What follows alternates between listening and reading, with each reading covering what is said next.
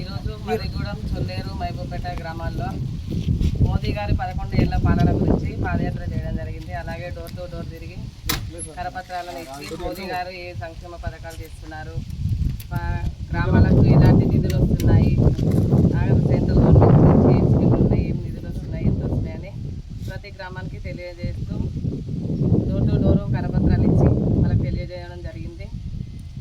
అలాగే ఇప్పుడు రానున్న ఎన్నికల్లో భారతీయ జనతా పార్టీ ఆ తరఫు ఎవరు నిలబడ్డా వాళ్ళని గెలిపించగలరని అడుగుతూ తిరగడం జరిగింది.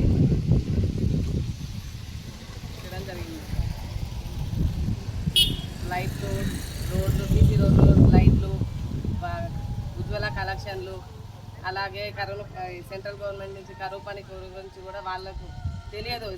స్టేట్ గవర్నమెంటే ఇస్తుంది అనుకుంటుంది, కానీ ఇచ్చేది సెంట్రల్ గవర్నమెంట్. రేషన్ బియ్యము, ఉచిత రేషన్ బియ్యము, ఇలా అనేక పథకాలు ఉన్నాయి. అవన్నిటి గురించి అందరికీ చెప్తూ పాదయాత్ర తీయడం జరిగింది. మాట్లాడమని కోరుతున్నాం. ఈరోజు మరిగూడ, చొల్లేరు, మహబూబ్పేట గ్రామాల్లో కేంద్ర ప్రభుత్వ పథకాల గురించి మండల పార్టీ ఆధ్వర్యంలో ఇక్కడ సంక్షేమ పథకాలు, కేంద్రం నుంచి వచ్చే సంక్షేమ పథకాలను వివరిస్తూ ప్రజలకు అందరికీ చెప్పడం జరుగుతుంది. నరేంద్ర మోడీ గారు 11 సంవత్సరాల పరిపాలన సందర్భంగా మండలాధ్యక్షుడికి ముఖ్య అతిథిగా నేను రావడం జరిగింది. ఇక్కడ మండల అధ్యక్షురాలు గుడిపల్లి మహేశ్వరి సత్యం మరియు ఇక్కడ సత్యనారాయణ, ఏలూరు సత్యనారాయణ మరియు మిగతా కార్యకర్తలతో పాల్గొనడం జరిగింది. అందరు కూడా పేరు పైన ధన్యవాదాలు చెప్తూ ఏంటంటే కేంద్రం నుంచి వచ్చే పథకాలను అందరికీ కూడా అందించడము, ప్రజల్లో కూడా కేంద్ర ప్రభుత్వ పథకాల విషయంలో ఎటువంటి అంటే ఇక్కడ రాష్ట్ర ప్రభుత్వం నేను ఇస్తున్నాను అని చెప్పి చెప్పుకోవడం తప్ప ఏం లేదు. కేంద్రం నుంచి లక్షలాది కోట్ల రూపాయలు ఇక్కడ రావడం జరిగింది. ప్రతి ఒక్క రోజు కూడా కేంద్రం నుంచి వచ్చే పథకాలతోనే ఈ కరువు పని కూడా వెళ్ళడం జరిగింది. అందరికీ కరువు పనికి కూడా వాళ్ళకు టెంట్ వేసుకోవడానికి మజ్జిగ ప్యాకెట్లు కానీ ఇవన్నీ కేంద్రం నుంచే వస్తున్నది. రైతులకు కూడా దాదాపు 12 రకాల దానికి మద్దతు ధర కూడా కేంద్ర ప్రభుత్వం ప్రకటించడానికి ఈరోజు సీసీ రోడ్లు, లైట్లు, గ్రామ పంచాయతీ సంబంధించిన వ్యవస్థ నడుస్తుందంటే కార్మిక గ్రామ పంచాయతీ వ్యవస్థ మొత్తం కూడా కేంద్రం నుంచి వచ్చే నిధులతోనే నడుస్తుంది.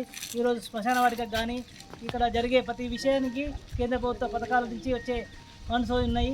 దీన్ని ఏంటంటే ఇక్కడ రాష్ట్ర ప్రభుత్వం మేమిస్తున్నామని చెప్పుడు తప్ప ఏం లేదు.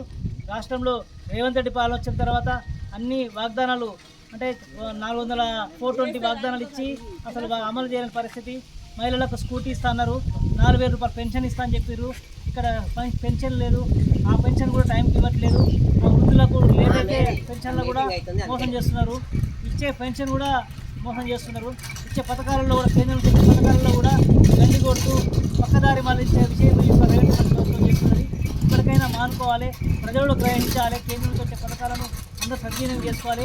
ఉజ్వల పథకం అయితే కేంద్రం నుంచి వచ్చే పథకాలు ప్రతి ఒక్కటి కూడా సద్వినియోగం చేసుకోవాలని చెప్పి సందర్భంగా చెప్తున్నాం. యువత కూడా మంచి మార్గం నడపాలి. ప్రతి ఒక్కరు కూడా నరేంద్ర మోడీ గారు చెప్పిన సూచన మార్గంలో నడుస్తూ నరేంద్ర మోడీ 11 సంవత్సరాల్లో దేశంలో ప్రపంచంలోనే ఒక కీర్తి ప్రతిష్టలతో దేశాన్ని నడిపిస్తున్నాడు. ఆ యొక్క మహనీయులను ఆదర్శంగా తీసుకోవాలని చెప్పి సందర్భంగా కోరుకుంటూ ప్రతి గ్రామంలో భారతీయ జనతా పార్టీకి ఆదరించాలని చెప్పి ప్రజలను కోరుతున్నాము.